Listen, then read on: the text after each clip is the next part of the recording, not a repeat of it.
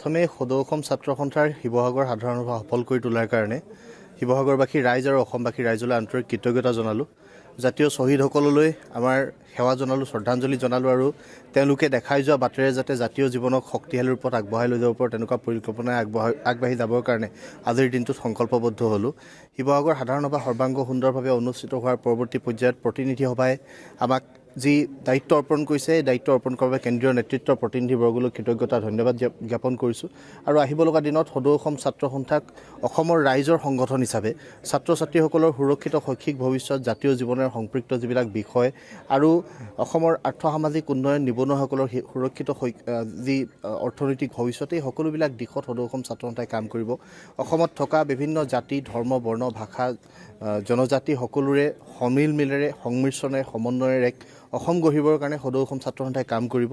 আৰু সদৌ অসম ছাত্ৰ সন্থাৰ সাংগঠনিক কৰ্মপন্থা যিধৰণে আগবাঢ়িব তাৰ সমান্তৰালভাৱে জাতীয় জীৱনৰ কাৰণে সদৌ অসম ছাত্ৰ সন্থাই কিখিনি কৰিব লগা আছে, যদি কিবা বাকী ৰৈ গৈছে ৰাইজৰ অভিভাৱকত্বই সেই কাম কৰিবৰ কাৰণে আমি প্ৰতিশ্ৰুতিবদ্ধ হৈছোঁ।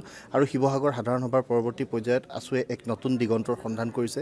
আজি শিৱসাগৰবাসী ৰাইজে যি ৰাজহুৱা সম্বৰ্ধনা অনুষ্ঠানৰ জৰিয়তে আমাক মৰম দিছে, স্নেহ দিছে, তেওঁলোকে দিয়া প্ৰতিখন গামোচাৰ প্ৰতিটো উপহাৰ মোৰ কাৰণে দায়বদ্ধতা হিচাপে লৈছোঁ। আৰু এই যাত্ৰাটোত প্ৰত্যেকটো তেওঁলোকে মোক দি যোৱা দায়বদ্ধতা শক্তিশালী ৰূপত লৈ যাবৰ কাৰণে মই অংগীকাৰবদ্ধ হৈছোঁ। আৰু আহিব লগা দিনত জাতিটোৰ কাৰণে কিবা এটা যাতে কৰি যাব পাৰোঁ, সময়ৰ বালিত যাতে নিজৰ খোজৰ চাপ এৰি যাব পাৰোঁ, তেনেকুৱা ধৰণে কাম কৰিবৰ কাৰণে প্ৰতিশ্ৰুতিবদ্ধ হৈছোঁ। মোৰ যদি বাটৰ ক'ৰবাত ভুল হয়, বাট শুদ্ধ কৰি দিবলৈ, সঠিক বাটৰ সন্ধান দিবলৈ ৰাইজক অভিভাৱকত্ব গ্ৰহণ কৰিবলৈ অনুৰোধ জনাইছোঁ।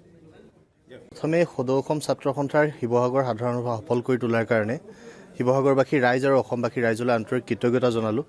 জাতীয় শ্বহীদসকললৈ আমাৰ সেৱা জনালোঁ, শ্ৰদ্ধাঞ্জলি জনালোঁ আৰু তেওঁলোকে দেখাই যোৱা বাটেৰে যাতে জাতীয় জীৱনক শক্তিশালী ৰূপত আগবঢ়াই লৈ যাব পাৰে তেনেকুৱা পৰিকল্পনাই আগবাঢ়ি যাবৰ কাৰণে আজিৰ দিনটোত সংকল্পবদ্ধ হ'লোঁ।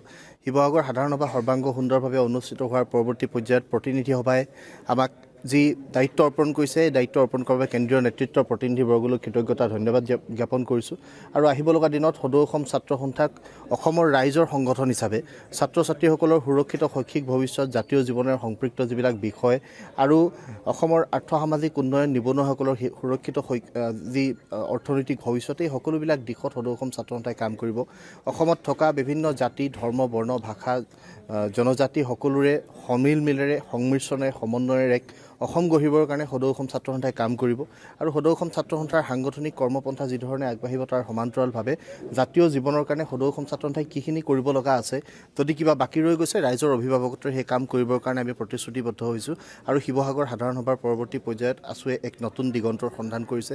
আজি শিৱসাগৰবাসী ৰাইজে যি ৰাজহুৱা সম্বৰ্ধনা অনুষ্ঠানৰ জৰিয়তে আমাক মৰম দিছে, স্নেহ দিছে, তেওঁলোকে দিয়া প্ৰতিখন গামোচাৰ প্ৰতিটো উপহাৰ মোৰ কাৰণে দায়বদ্ধতা হিচাপে লৈছোঁ। আৰু এই যাত্ৰাটোত প্ৰত্যেকটো তেওঁলোকে মোক দি যোৱা দায়বদ্ধতা শক্তিশালী ৰূপত লৈ যাবৰ কাৰণে মই অংগীকাৰবদ্ধ হৈছোঁ। আৰু আহিব লগা দিনত জাতিটোৰ কাৰণে কিবা এটা যাতে কৰি যাব পাৰোঁ, সময়ৰ বালিত যাতে নিজৰ খোজৰ চাপ এৰি যাব পাৰোঁ, তেনেকুৱা ধৰণে কাম কৰিবৰ কাৰণে প্ৰতিশ্ৰুতিবদ্ধ হৈছোঁ। মোৰ যদি বাটৰ ক'ৰবাত ভুল হয়, বাট শুদ্ধ কৰি দিবলৈ, সঠিক বাটৰ সন্ধান দিবলৈ ৰাইজক অভিভাৱকত্ব গ্ৰহণ কৰিবলৈ অনুৰোধ জনাইছোঁ। যিকোনো খবৰৰ বাবে যোগাযোগ কৰক 7099017330 লগতে 7099017110 নম্বৰত।